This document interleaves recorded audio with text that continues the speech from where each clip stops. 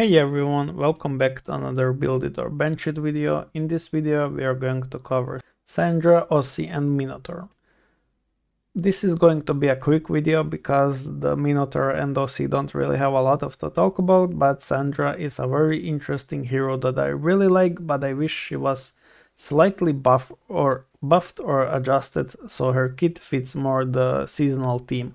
She's pretty good in non-seasonal, especially in the Lost City and the Lost City Shadow Arch trials, but she's not that exceptional in the World Arena as I wish she would be, because she's a really cool hero with a really cool skill set, but she's not ideal to use, especially because of her summon. So her ultimate is really good as it has a quite decent multiplier and it hits all enemies. It also applies or rather summons one spectral seahorse into the emptied allied slot. The spectral seahorse does not initiate attacks, but when it's supposed to take action, it increases the max HP of all allies by 10% for 5%.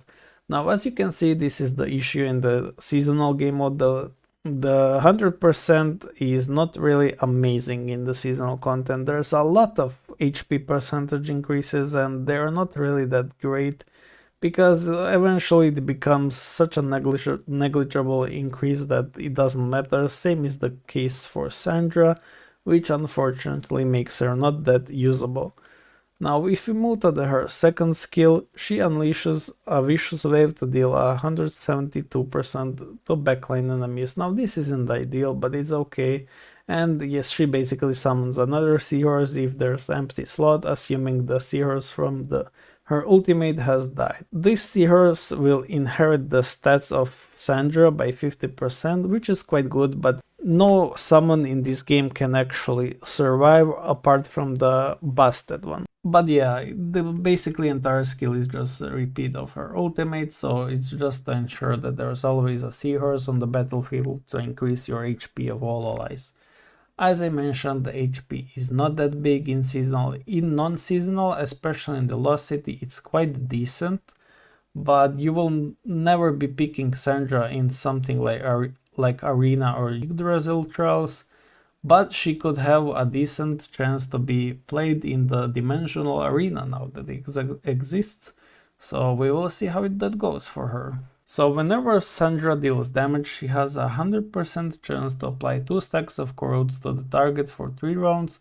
The 3 rounds is basically just the amount of rounds that corrode stacks appear for. The same way you can test this is basically by deploying Tsukuyomi, and after 3 rounds you will notice that the damage increased, or basically the stats that she stole to her team, will fall off, and this is basically the easiest way to deal with Tsuki, is to basically survive for 3 rounds, which is quite easy with any monarchs, basically 5 monarchs, and you can outscale Tsukuyomi quite easily.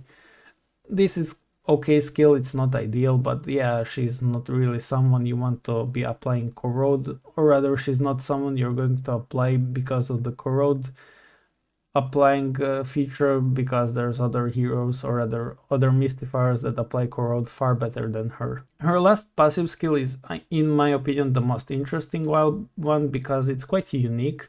So when Sandra is deployed, each stack of corrode applied by our allies will additionally reduce the target's max HP by 4% for 3 rounds.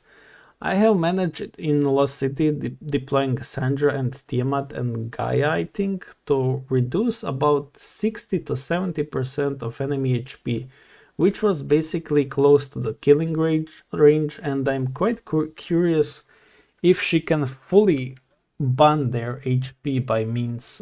I'm not sure, but I can probably test this later out now that I think about it. With the Minotaur, Tiamat, Gaia and Ebastet. Yeah, I think this team could do it, assuming it's possible. Even if it's coded to not be possible, then yeah, unfortunate. But this is the most interesting skill I like about her. But then again, this in seasonal doesn't do anything. That's my issue with Sandra.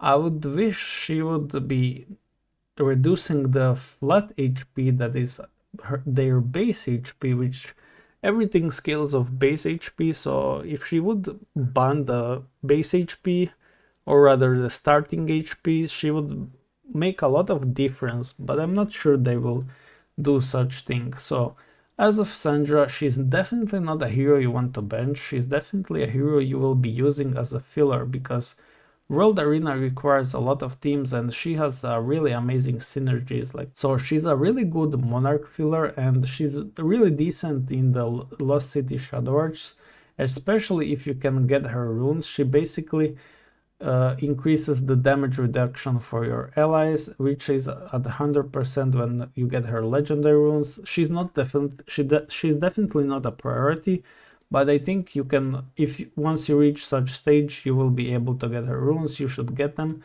I had them on my other account and they're quite great. I do not regret making them, and I will eventually make them on this account as well. So that's about it really. Sandra, a really interesting hero with a lot of potential in my opinion, just sadly it's not seen because of the way that seasonal stats work and everything in the seasonal content. Not a bench hero, not a priority to build hero, but definitely a hero you want to have at 8 stars minimum for the Monarch synergy, so you can pair her with Dullahan, Telos, or any other Monarch Mystifier that exists, such as Astrid. And yeah, there's plenty of them that you can pair her with.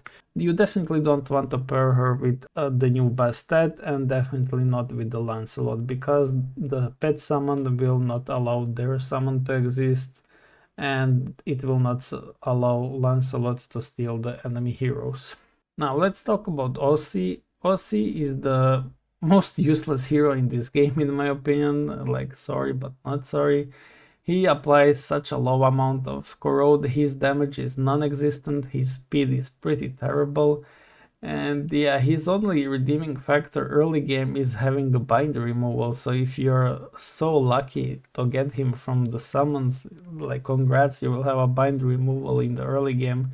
And that's really about it. His synergies are pretty terrible, his damage is non-existent, his passive is non-existent either. So yeah, it's pretty bad. Like even his Woodlands Will is RNG passive, so you will definitely not be running Osie anywhere, like not at all. This is a pure bench hero, and the only thing I can think of is bind removal in the early game, and yeah, that's about it. His runes also are pretty terrible, so you definitely don't want to either summon an Osie, pull or Osie, or just get Osie at all. Definitely a skip hero and definitely a bench hero. And the last hero for today is going to be Minotaur. Minotaur is actually a very interesting hero, and he's actually niche. He's not a hero you want to bench, but you won't find yourself using him a lot, but he's pretty unique in the sense that he doubles the corrode stacks. So I have played him like yesterday with the Gaia and the new Bastet and Tiamat, and with him I managed to get 250 corrode stacks in a non-seasonal gameplay. In seasonal I wish I could test, but currently corrode seems to be bugged and doesn't really work in seasonal, so I can't really test it with the new Bastet. But apart from that, his corrode doubling is pretty unique skill that no Mystifier has. I think maybe one has, but yeah, that's about it.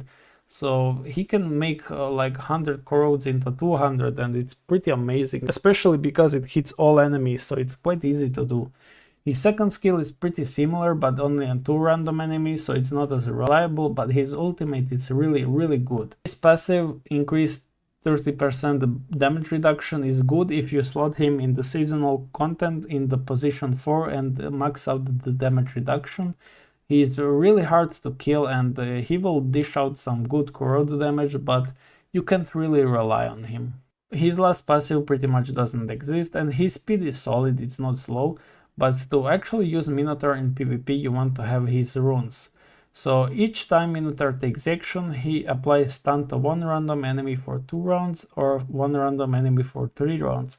I think 2 epic, 2 legendary runes is completely enough for him. 1 round stun is non-existent basically, 2 rounds is okay, and 3 rounds might be overkill, assuming one of their heroes dies. It will proc the Celestial synergy, which will cleanse the stun, so it might be useless, and basically the perfect middle is 2 epic, 2 legendary runes, but again, he's not a priority at all.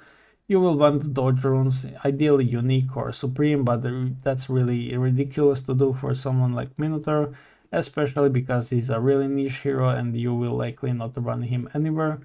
So apart from PvP or occasional fun testing because of his unique skill of doubling the corrode stacks, and yeah, that's about it. He's like somewhere in the bench it slash niche hero tier.